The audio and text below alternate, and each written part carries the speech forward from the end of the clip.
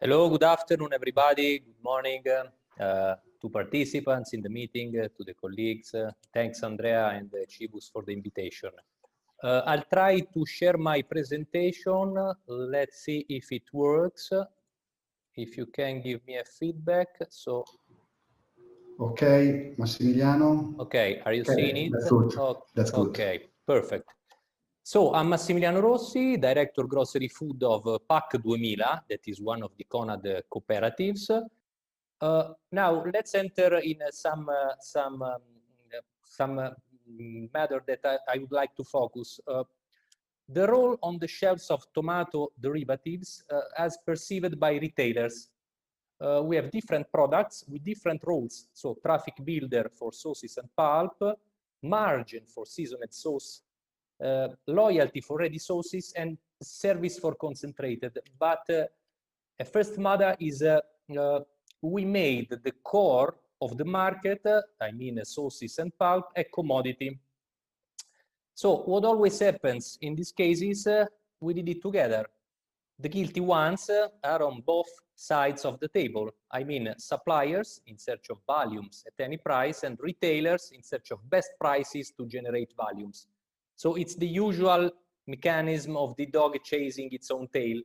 And preserved tomato over the years, now the result has become a commodity. So we have 80% of the market that is in the commodity area. But what has COVID taught? We learned that another way is possible, that we can, and I would like to see, we must work together. It has happened during the lockdown when we have seen the tomato-based products boom, and they have been in Italy one of the categories with a greater increase from when the people forcefully have started again eating at home. At that time, neither suppliers but nor retailers speculated. So all in all, we did a good job together. The lesson learned is that we can work together not only to make commodities, but also to achieve positive results, in this case for the supply chain. To sum it up, first commodity, then joint management of an emergency. Now we need the next step.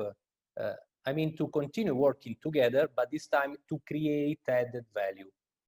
And one more key point to focus the market. COVID has accelerated the polarization of prices. So on one end, in the premium segment of the offer, the customers buy safe, certified, local, sustainable products for which they are willing to pay more.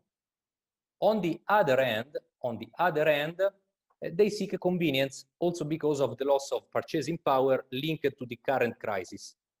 In between, we find the mainstream that is further compressed, an event that the epidemic has only accelerated because it was already happening since 10 years. One of the consequences, the lack of knowledge of the category and the increase of premium range are areas on which suppliers and retailers can work.